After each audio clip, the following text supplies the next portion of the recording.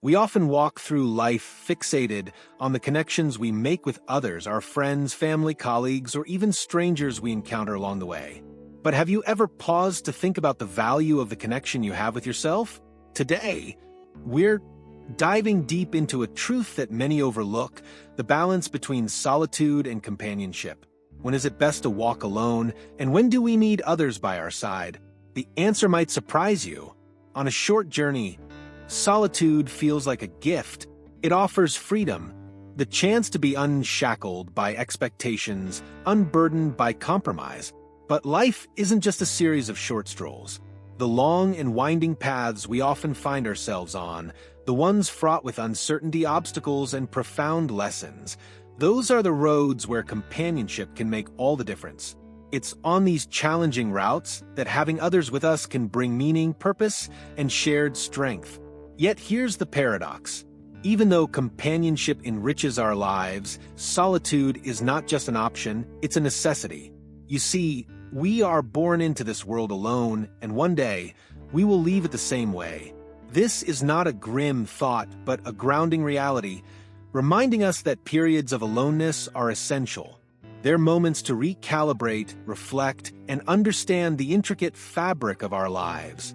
Have you ever stopped to truly embrace solitude? Not the loneliness that stems from disconnection, but the empowering solitude that fosters growth and introspection. Solitude is a space where distractions fall away. It's where we meet the truest version of ourselves, the one hidden beneath layers of societal expectations, external judgments, and endless noise. When was the last time you truly listened to the voice inside you? If you've been running on autopilot, you're not alone.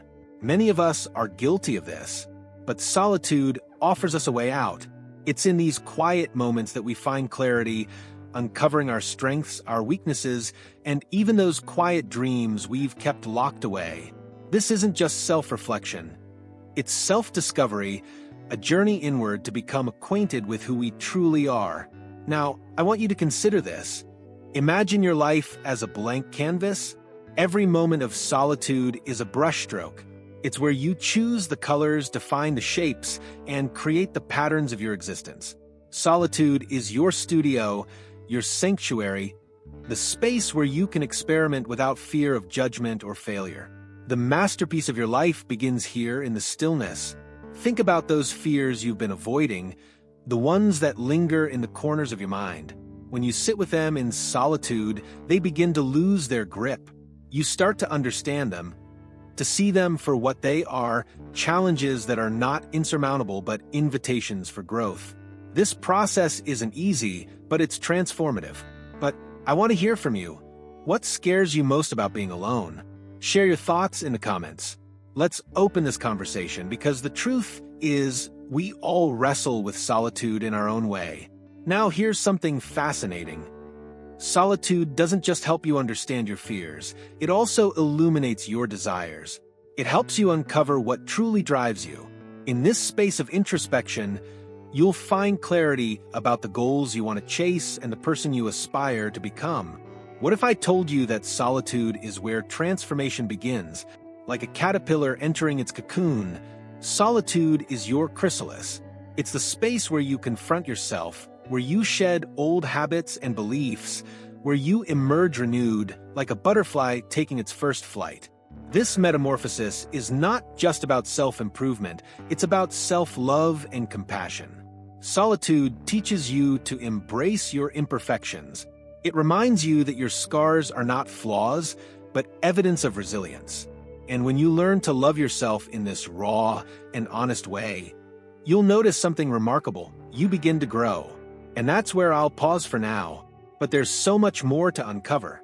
Stay with me as we dive deeper into how this personal transformation ripples outward, affecting not just your life, but the world around you. Now that we've explored the inner workings of solitude, let's delve deeper into how this personal journey of introspection can change the way we interact with the world. You see, solitude is not just a retreat into yourself, it's a necessary prelude to understanding how you can contribute meaningfully to the lives of others. Personal growth, true, lasting transformation, can't be rushed, It requires the patience and space that solitude offers. But what happens when you start applying the lessons learned in solitude to your daily life? How does that impact the way you relate to others? This is where the magic happens. As you embark on this journey of self-awareness, the confidence and clarity you develop don't just benefit you, they ripple out to those around you. Have you ever heard the phrase, "You can't pour from an empty cup"? It's a simple yet profound truth. To be able to give to others, whether it's through love, understanding, or support, you first have to be whole within yourself. Solitude is the space where you fill your cup, and only when it's overflowing do you have anything to offer the world. But it's not just about giving. Personal growth through solitude also teaches you how to receive. It helps you recognize your own worth and teaches you to set healthy boundaries. How many times have you given too much only to feel drained or resentful afterward? Solitude helps you establish the balance you need to nurture your relationships without losing yourself in the process. It's through this practice that you learn to honor your own needs while also being present for others. Think about it. The more we understand ourselves, the more we can empathize with the struggles of those around us. We've all been through our own personal battles, times when we felt lost, uncertain, or misunderstood. But when we come to terms with our own imperfections and vulnerabilities, we can better appreciate the same qualities in others. It's through this deeper understanding that our connections with other people become more authentic and meaningful. Imagine if we all took more time to nurture our own personal growth. If we all spent more time reflecting on our fears, desires, and the ways we show up in the world, our relationships would be richer, more fulfilling, because they would be built on mutual respect and a shared understanding of what it means to be human. The beauty of solitude is that it's not an escape from the world, it's a way to reconnect with it on a deeper level. And when you reconnect with yourself first, you bring your best, most authentic self to every interaction. This doesn't mean you have to isolate yourself for months or years to achieve personal growth. But rather, it's about recognizing that moments of solitude, whether short bursts during your day or longer periods of introspection, are valuable. You don't have to be constantly surrounded by noise to feel fulfilled. In fact, the most profound insights often come in the quietest moments. And here's something interesting to consider. The act of being alone doesn't have to feel lonely. In fact, it can be incredibly empowering. There's a distinct difference between loneliness and solitude, and understanding this difference can dramatically shift the way we approach our time alone. Loneliness often arises when we feel disconnected or abandoned, but solitude is a choice, a conscious decision to step away from the chaos in order to reconnect with our true selves. That's why when we make peace with solitude, we begin to understand that being alone is not a punishment, but a gift. It's a space for healing, for introspection, and for growth. And when we embrace that space, we unlock the potential for deeper, more meaningful relationships. You can't know how to truly love others until you've learned to love yourself. As you sit with yourself in solitude, ask yourself, what do I need? What am I avoiding? And more importantly, who do I want to become? The answers may not come right away, but the more you show up for yourself, the clearer your path will become. Let's take a moment to reflect together. Have you been avoiding solitude because it feels uncomfortable or unfamiliar? What would happen if you leaned into that discomfort instead of running from it? You might be surprised at the growth that follows. And remember, you're not alone in this process. Many of us are navigating these same questions, and the more we share our experiences, the more we can learn from each other. But before we continue, I want to hear from you. How do you feel about solitude? Does it bring you peace, or do you struggle with it? Let me know in the comments, and we'll continue this journey together. As we continue this journey into the power of solitude, it's important to explore how this practice of self-reflection doesn't just serve us individually, but also contributes to the greater collective change. Personal evolution, after all, is not just about becoming a better version of yourself. It's about how that transformation ripples outward and impacts the world around you. Think of it like this. When you grow, the people you interact with also feel that growth. The more grounded and self-aware you become, the more you show up authentically in your relationships. And the more you show up authentically, the more you encourage others to do the same. This is how true collective change begins, not through grand gestures or sweeping societal shifts, but through the small, consistent actions of individuals. It's easy to believe that the world will change when enough people make a stand, when enough voices are raised in protest or in unison. But the most powerful change often starts quietly in moments of solitude, when you decide to align your life with your deepest values and truths. Personal evolution isn't something that happens overnight, but it is something that over time creates a shift in the way we engage with the world. When we nurture ourselves, we naturally begin to nurture others. This is a critical point. The more we understand and care for ourselves, the more we are able to help others. Think about the times in your life when you've been most helpful or supportive to someone else. What was your mindset like during those times? Chances are you were in a good place emotionally and mentally. You were self-aware, confident, and grounded in your sense of self. In those moments, you had the capacity to truly be there for someone else. But when you neglect yourself, when you fail to cultivate that inner awareness, it becomes much harder to be present for others. This isn't about being selfish, it's about being self-aware. It's about understanding that in order to help others, you must first help yourself. Solitude is where you develop that awareness. It's where you lay the foundation for being the person who can positively influence those around you. And here's the thing, this process of nurturing yourself doesn't just have a ripple effect on your immediate relationships. It has the potential to change your entire environment. Have you ever noticed that when you're in a positive, peaceful state, the energy around you shifts? You begin to influence your environment simply by being yourself. This is the power of self-awareness and personal growth. It's not about trying to force change upon others or the world. It's about being the change you wish to see. The energy you cultivate through moments of solitude doesn't just stay within you, it expands. It impacts your work, your friendships, and even the way you show up in the world at large. So, while the world may often seem chaotic and uncertain, remember that personal growth in solitude is the most impactful action you can take. It's not just about personal fulfillment, it's about contributing to a broader change. By focusing on yourself, you are, in fact, contributing to the collective good. But let's pause for a moment. This process is often challenging. It requires patience, courage, and a willingness to face parts of ourselves that we'd rather avoid. Solitude doesn't always feel comfortable, and that's okay. It's in those moments of discomfort that we grow the most. Think of it as the pressure that turns coal into a diamond.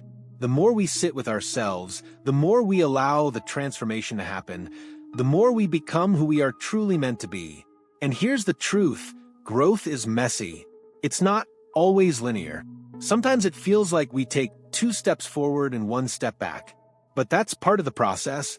Every time you return to solitude, you're giving yourself the opportunity to take another step toward growth. So, don't rush it. Trust the process, and trust that the journey itself is just as valuable as the destination. But you might be wondering, what happens when you start to really embrace solitude? When you stop running from your thoughts, your fears, and your doubts, and instead face them head-on? The truth is, you begin to unlock your full potential. It's like peeling back the layers of an onion. At first, it's uncomfortable, maybe even painful. But as you move deeper, you start to uncover the essence of who you are. This doesn't mean you have to embrace solitude every single moment of your life. Life is about balance. The point is that when you do spend time alone, make it count. Use it as a tool for personal development, for understanding your deeper motivations and desires. Allow that time to cultivate a sense of inner peace and self-awareness. And when you're ready, bring that awareness into the world. Before we move on to the final reflections, I want to take a moment to encourage you. Are you willing to embrace solitude as a tool for growth? To take that leap into self-awareness and see where it leads? Let me know in the comments. And stay tuned, because the most powerful part of this journey is just around the corner.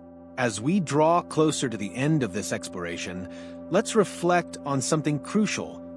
The notion that personal growth through solitude is not just about improving yourself for your own sake, but for the world around you. This isn't about living in isolation or avoiding the world. It's about building a stronger connection to who you truly are, so that you can show up more fully for the people you care about, the causes you believe in, and the world in general.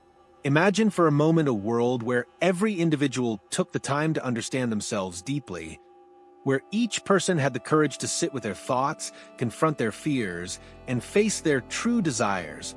How would the collective energy shift?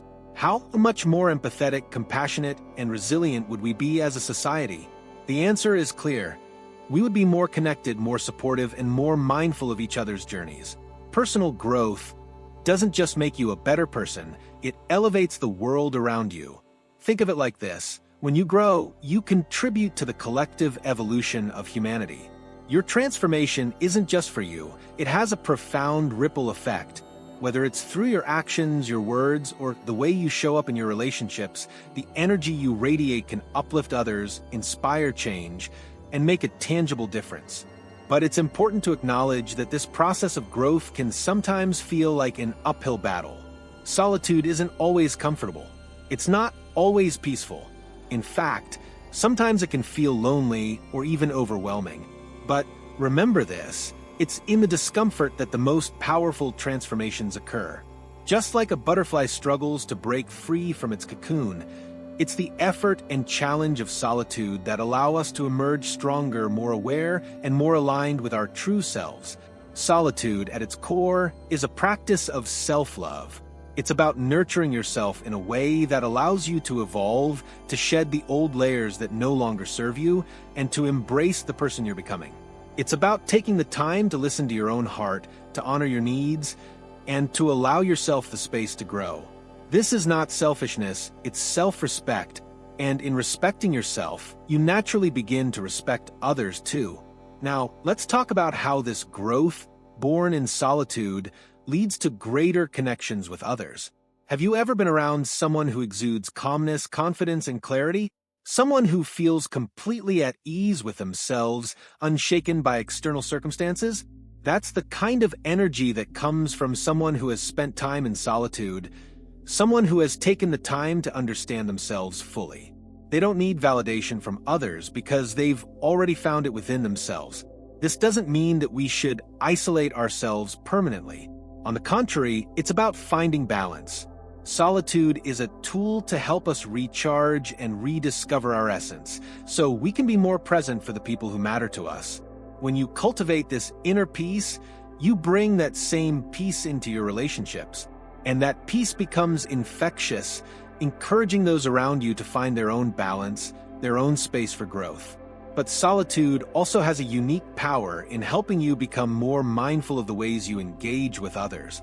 When you take time to reflect on your interactions, your motivations, and your emotional responses, you gain a deeper understanding of yourself. This awareness allows you to engage with others from a place of compassion, empathy, and clarity.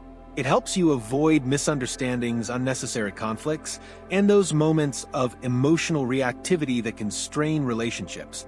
Through solitude, you learn to become more present in your connections. You start to listen more deeply, not just to words, but to emotions, to needs, to the energy of the interaction. You become more attuned to the subtle ways in which you can show up for others. And when you do this, your relationships transform. They become more meaningful, more fulfilling, and more grounded in mutual respect and understanding. But I want you to consider something. What happens when we allow ourselves to be vulnerable in our solitude? What happens when we use those quiet moments to reflect not only on our strengths, but on our weaknesses, our fears, and our past hurts? This is where true healing begins. Solitude, when used for self-compassion, becomes a sacred space for acknowledging our pain, our trauma, and our wounds. It's in this space that we can finally release them. Healing in solitude isn't an act of running away from our pain. It's an act of embracing it with love and understanding. It's about giving ourselves the permission to heal at our own pace, without judgment, without pressure. And in doing so, we begin to heal not only ourselves, but our relationships with others as well. As you reflect on your own journey of solitude, Think about the ways in which you've grown. What has solitude taught you about yourself? And how has that growth affected your relationships, your work, and your impact on the world? I want to invite you to pause and reflect on this. Take a deep breath and ask yourself, what would happen if I allowed myself more space for solitude? What could I learn from myself if I gave myself that time? Would it lead to more peace, clarity, and connection with the people around me? Take your time with this reflection. And when you're ready, we'll continue this journey in the final part, where we'll explore how the growth we experience in solitude ultimately contributes to a more connected, compassionate world. But before we dive into that, I'd love to hear your thoughts. What role has solitude played in your own life? How has it shaped who you are today? Drop a comment below, and let's keep this conversation going. As we near the end of this journey, I want to leave you with a powerful thought. The growth we experience in solitude isn't just for us, it's for the world. The transformation that occurs when we take time to understand ourselves, to reflect, to embrace our true essence, it's a gift that we can share with others. When we become more whole, more connected to ourselves, we naturally begin to contribute to a better, more compassionate world. I want you to think for a moment about the energy you carry with you wherever you go. What kind of energy do you bring into a room? What energy do you bring into your relationships, your work, your daily encounters? If you've been nurturing yourself through solitude, then the energy you bring is one of peace, understanding, and clarity. You become a beacon of light, not just for yourself, but for everyone you encounter. This is the real beauty of solitude. It's not an escape from the world, but a path that leads us back to it in a deeper, more meaningful way. We are all interconnected, and the more we work on ourselves, the more we elevate the collective energy of the world. So, the next time you find yourself seeking a moment of solitude, don't view it as time wasted or as something you should avoid. Embrace it as a vital tool for your personal growth. It's in those moments of stillness that you become the best version of yourself. It's in those moments that you understand your fears, your desires, and your potential. And when you understand yourself, you understand the world better, and the world in turn understands you. The most powerful change begins from within. By nurturing your own growth, you contribute to the healing and transformation of those around you. And as you continue on your journey, you'll begin to see that the world, too, is a reflection of the inner work you've done. The people you meet, the experiences you have, they are all shaped by the energy you bring, and the energy you bring is shaped by the time you spend alone, reflecting and growing. This process isn't quick. It doesn't happen overnight, but it's in the quiet, patient moments of solitude that the deepest and most lasting changes occur. So, as you move forward in your life, remember that every step you take toward understanding yourself is a step toward understanding others. Every moment you spend in solitude is a moment you are preparing to show up for the world in a more profound and meaningful way. Now, as we wrap up this reflection, I want to encourage you to take action. The next time you find yourself alone, instead of feeling the pull to fill the space with noise, embrace it. Use it as an opportunity to listen to your inner voice, to reflect on where you've been, and to envision where you're going. It's in those moments that your path will become clearer. You'll start to understand your purpose, your direction, and the way you can contribute to the world. And speaking of growth, if you haven't seen it already, I highly recommend checking out our previous video titled, Chosen One's Your Appearance is Shifting, the mystery that no one understands. It dives into the changes that many of us are experiencing, shifts that are happening both within and outside of us. Trust me, you won't want to miss it. It ties perfectly into what we've talked about today. As we conclude this video, I want to leave you with a question to think about. What is the one thing you've learned from solitude that has shaped your perspective on life? Drop your thoughts and comments, and let's continue this discussion together. If you found value in this video, make sure to like, share, and subscribe so you never miss out on future content that helps you grow and evolve. Thank you for being here. And remember, your journey towards self-awareness and personal growth doesn't end here. It's a lifelong process, one that begins in solitude but transforms the world. Take care of yourselves, and let's continue to grow together.